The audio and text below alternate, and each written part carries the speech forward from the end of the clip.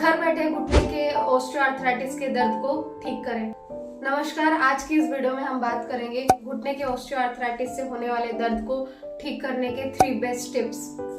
Tip number 1 is activity modification. Generally osteoarthritis के जो भी पेशेंट होते हैं उनको कई सारी एक्टिविटीज में पेन, डिस्कम्फर्ट और दर्द महसूस होता है, जैसे कि सीढ़ियां चढ़ना, स्क्वाट करना, कोई भी घर की डेली एक्टिविटीज को परफॉर्म करना, लंबे समय तक के लिए खड़े रहना, लंबे समय तक के लिए बैठना। अगर पेशेंट इंडियन टॉयलेट इस्तेमाल करता है तो पेशेंट को उसमें भी काफी दर्द और डिस्कम्फर्ट आता है, तो आप उन एक्टिविटीज को मॉडिफाई कर सकते हैं। जैसे कि आपको उकड़ू बैठने में यानी कि स्क्वाट लगाने में भी दिक्कत महसूस होती है, तो जब भी आप स्क्वाट करेंगे यानी कि उकड़ू पोजीशन में बैठना चाहते हैं, जमीन से कोई सामान उठाना चाहते हैं, नीचे बैठना चाहते हैं, कोई काम है, कोई वर्क आप नीचे बैठ के करना चाहते हैं, तो उस पोजीशन में आप घुटने पे लोड नहीं देते हुए आपकी जो हिप की मांसपेशियां हैं उनका सहारा लेते हुए आप फुल डेप्थ में स्क्वाट लगा सकते हैं और उकड़ू बैठने की कोशिश कर सकते हैं, यानी कि नी डोमिनेंट ना होके हिप डोमिनेंट होके आप उकड़ू में और स्क्वाट पोजीशन में जा सकते हैं। स्टेयर्स चढ़ने में अगर आपको दिक्कत आती है तो आप बेबी स्टेप ले सकते हैं, यानी कि एक सीढ़ी पे 2 पैर रख के चढ़ सकते हैं। साथ ही साथ आप नी फ्लेक्शन की जगह ज्यादा से ज्यादा हिप फ्लेक्शन का इस्तेमाल करके स्टेयर्स क्लाइंब कर सकते हैं, यानी कि हिप से आप पैर को उठा के स्टेयर्स पे रखेंगे। उस टाइम पे भी जो आपका नी पे लोड आता है वो आपका ट्रांसफर होगा और कम से कम दर्द आपको फील होगा। अगर आपको इंडियन टॉयलेट इस्तेमाल करने में दर्द होता है तो आप वेस्टर्न टॉयलेट का इस्तेमाल कर सकते हैं, उससे भी आपके घुटने पे दर्द नहीं आएगा और आपके नी पे एक्सेसिव लोड नहीं पड़ेगा। साथ ही साथ अगर आपको प्रोलॉन्ग सिटिंग और प्रोलॉन्ग स्टैंडिंग में दर्द आता है तो मेक श्योर आप किसी भी एक पोजीशन में, किसी भी एक पोस्चर में लंबे समय तक के लिए अपने आप को ना रखें।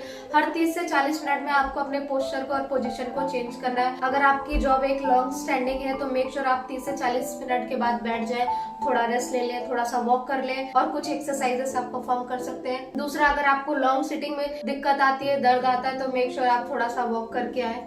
साथ ही साथ अगर आपको क्रॉस लेग करके बैठने में दिक्कत आती है तो मेक श्योर आप पैर को सीधा करके बेड पे या जमीन पे बैठे, लेग को क्रॉस करके नहीं बैठे। इस पोजीशन पे, इस पोस्चर पे भी आपको ऑस्टियोआर्थराइटिस का दर्द आपका बढ़ सकता है और आपको डिस्कम्फर्ट महसूस हो सकता है। तो एक एक्टिविटी मॉडिफिकेशन बहुत ही इंपॉर्टेंट है एक ऑस्टियोआर्थराइटिस के पेशेंट के लिए। Tip number 2 is exercises. So बहुत ही इंपॉर्टेंट है आपको एक्सरसाइजेस को कंटिन्यू करना, स्टार्ट करना। अगर आप एक ऑस्टियोआर्थराइटिक पेशेंट है और आपके अगर एक्सरे में, आपके फिल्म में आपको जो है आर्थराइटिक चेंजेस आपका डॉक्टर आपको बताता है तो, और आपके सिम्टम्स भी ऑस्टियोआर्थराइटिस के हैं, तो आपको एक्सरसाइजेस करना बहुत जरूरी है। जो आपका रिहैब प्रोटोकॉल रहेगा ऑस्टियोआर्थराइटिस के पेशेंट के लिए, आपकी नी की मोबिलिटी पे फोकस रहेगा। साथ ही साथ आपकी ग्लूट्स की मसल्स की स्ट्रेंथनिंग पर फोकस करेगा ताकि आपके घुटने पे पड़ने वाले एक्सेसिव लोड मैनेजमेंट कर पाए आपका रिहैब प्रोटोकॉल। साथ ही साथ आपकी ग्लूट्स की, आपकी क्वाड्स की और नी की मोबिलिटी की एक्सरसाइजेस कंटिन्यू रहेंगी through out your osteoarthritis rehab. Tip number 3 is body weight management. So body weight management, अगर आप एक ओबेस पेशेंट है, आपका बीएमआई के अकॉर्डिंग आपका बॉडी वेट ज्यादा है, तो ऑस्टियोआर्थराइटिस के कंडीशन में बॉडी वेट मैनेजमेंट बहुत ही इंपॉर्टेंट टिप है जो आपको इस पे बहुत ही फोकस करना बहुत जरूरी है। बॉडी वेट मैनेजमेंट एक प्रिकॉशन भी है हर किसी इंसान के लिए, साथ ही साथ ये आपको सिम्टोमेटिक रिलीफ भी देता है। अगर आपको ऑस्टियोआर्थराइटिस नहीं है तभी भी आपका बॉडी वेट आपके बीएमआई के अकॉर्डिंग होना चाहिए। अगर आपका बॉडी वेट बढ़ता है तो आपको ऑस्टियोआर्थराइटिस होने के चांसेस है, अगर आपको ऑस्टियोआर्थराइटिस नहीं है। और अगर आप एक पेशेंट है जिसको ऑस्टियोआर्थराइटिस है, अगर आप एक पर्सन है घुटने का ऑस्टियोआर्थराइटिस है, तो उस कंडीशन में भी बॉडी वेट मैनेजमेंट बहुत ही इंपॉर्टेंट है। अगर आपके बॉडी में 1 किलो एक्स्ट्रा बॉडी वेट बढ़ता है तो आपके घुटने पे उसका 4 kilo extra body weight transfer होता है, यानी कि 4 किलो एक्स्ट्रा लोड आपको आपके घुटने पे आता है। इस कंडीशन में आपका घुटना और जल्दी घिसने लगता है और आपको और पेन, डिस्कम्फर्ट और जो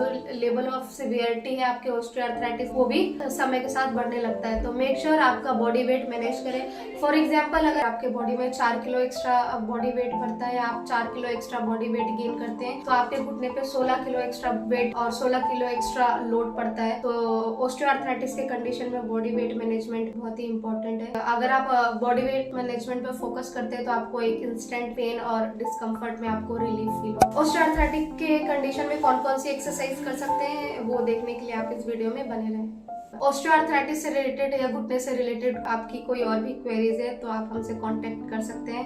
हमारे एक्सपर्ट फिजियो से आप गाइडेंस ले सकते हैं। धन्यवाद। सो ग्लूट्स आइसोमेट्रिक करने के लिए आपको जो है नी को ऐसे बेंड करना है, लेग्स को अपडप करके रखना है। You have to keep your heel together, heel को, दोनों हील को एक दूसरे से प्रेस करना है। साथ ही साथ आपको ग्लूट्स की जो मसल्स है उसको अंदर स्क्वीज करते हुए हील को साथ में प्रेस करते हुए 20 सेकेंड होल्ड करना है आपको इस एक्सरसाइज को। 20 second hold and 8 repetition of this exercise. Relax. So quads biased SLR करने के लिए आपको ऐसे सीधा लेटना है, पंजे को अपनी तरफ खींचते हुए नी को लॉक करते हुए पैर को सीधा सीधा ऊपर उठाना है। इस पोजीशन में आपको होल्ड करना है 20 सेकेंड्स। आप इस एक्सरसाइज को 1 kg एंकल वेट के साथ भी कंटिन्यू कर सकते हैं। सो 20 second hold, 8 repetition of 8 reps of quads biased SLR with 1 kg ankle weight. You can also continue. Again. Make sure आपका जो लेग है वो abducted रहे और आपके बॉडी के साथ लाइन में मेंटेन रहना चाहिए। Relax.